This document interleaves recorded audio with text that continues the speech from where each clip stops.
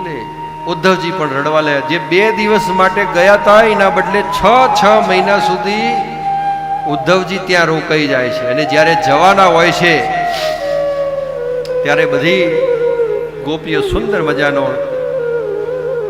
સંદેશ ભગવાન માટે આપે છે કે માને તો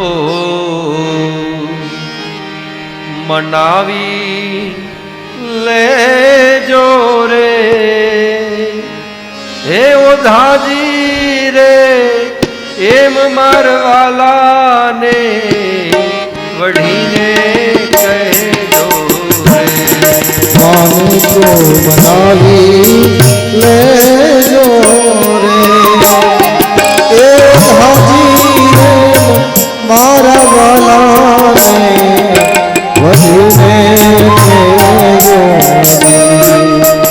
માન તો મનાવી લેજો રે એ હાજી રે મારા વાલાને વઢીને કહેજો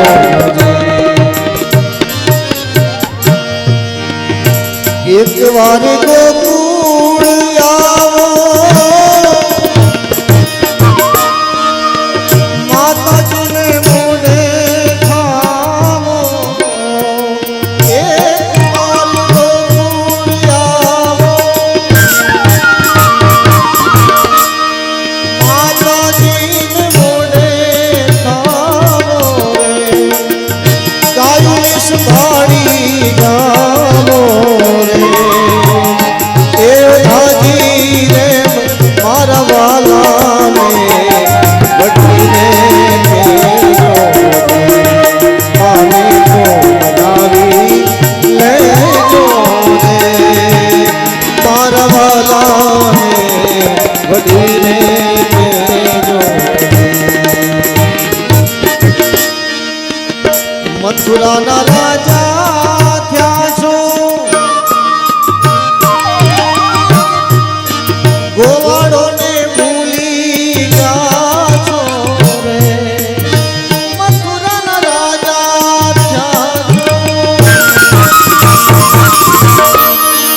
ગોવાળોને ભૂલી ગયા છો રે માનીને મોલે ગયા છો રે એ હાજી રે મારા વાલાને વઢીને કહેજો રે માને તો મનાવી લેજો રે એ હાજી રે મારા વાલાને વઢીને કહેજો રે હે વઢીને કહેજો રે હે વઢીને કહેજો રે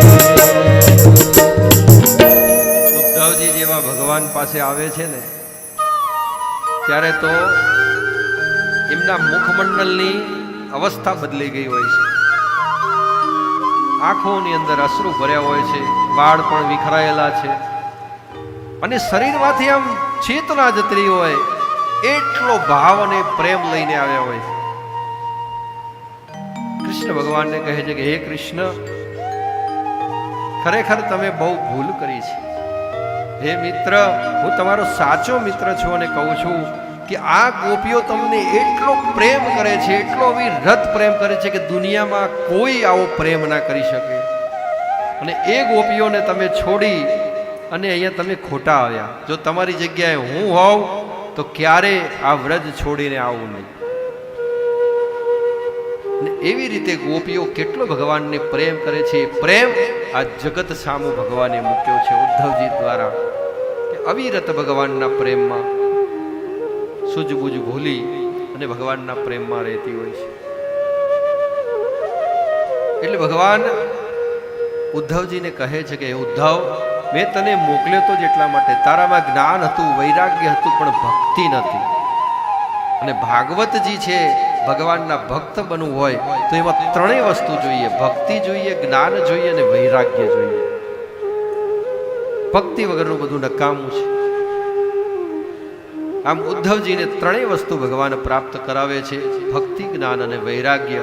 અને જીવનભર ઉદ્ધવજી ભગવાનની ભક્તિ કરી અને પોતાના જીવનને ધન્ય બનાવે છે. બોલો શ્રી કૃષ્ણ કનૈયા લાલ